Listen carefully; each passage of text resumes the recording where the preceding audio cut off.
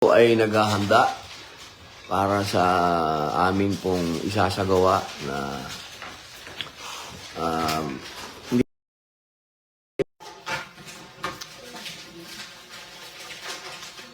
nandito po ngayon ang ating mga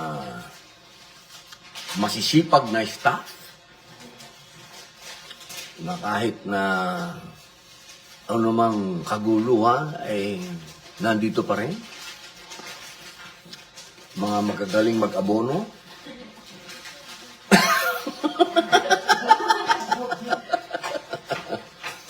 Sila po ay naghahanda para sa amin pong isasagawa na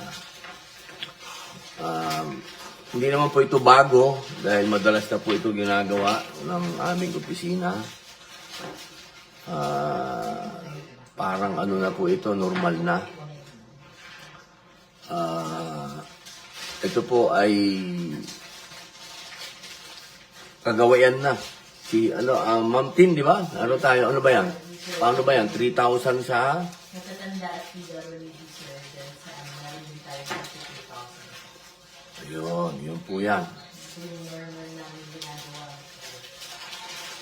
Kapag yan po ay mayroong mga ganitong sakuna na tayo po ay nakikiramay sa mga kababayan natin, medyo mahigpit lang po ang sitron ngayon. Dati po makapal na makapal yan.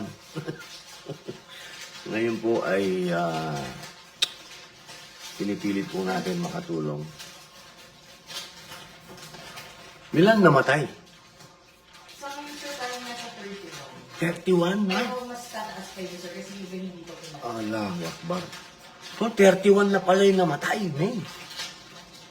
Hindi nga yung kung alam, hindi na pala. 31 na daw. Dati nagbibigay tayo 10,000 ba pag namatayan, ano? Yung ginawa natin sir sa Cebu. Oo, 10,000 binibigyan natin. So kung 31, Pero yung verify ko sir yung number kasi baka tumaas pa, no? Oo. Yan po. Ganyan po kasi sipag ang ating mga staff. Ayun po si Kuya Romel. Ayun po. Meng, bumati ka naman daw. Assalamualaikum. Magandang araw po sa inyo at ang aming pakikiramay po sa mga pamilya na nag-aaral po ng mga libo at sa mga naapektuhan nandito po ang opisina. Abot ang aming mga kaya ay amin po ay tutulungan. Yan po. Si Kuya Romel na lagi pong nandito yan sa opisina. Basta may sakuna, nandyan na po yan. Siya na po ang nakatutok. Sumalaman natin kung ilan talaga. Yung sahid ang tawag natin dyan to. Martir yan. Pagka ganyan na kalamidad. Hindi lamang po. Kung ano man po yung kaya natin mga kababayan ko na maitulong sa mga kababayan natin po sa Mindanao, kung ano man po yung pwede nating yung dasal, number 1 po yan, dasal. Pakikiramay natin, napakahalaga po niyan. Ito pong ganitong klaseng operation, pangatlo lang po ito. Pinaka-importante po ay yung dasal natin. Lamang po, maraming salamat po. Kaya kung meron po kayong sobra dyan, o gusto nyong isakripisyo para sa ating mga kababayan, gawin nyo na po.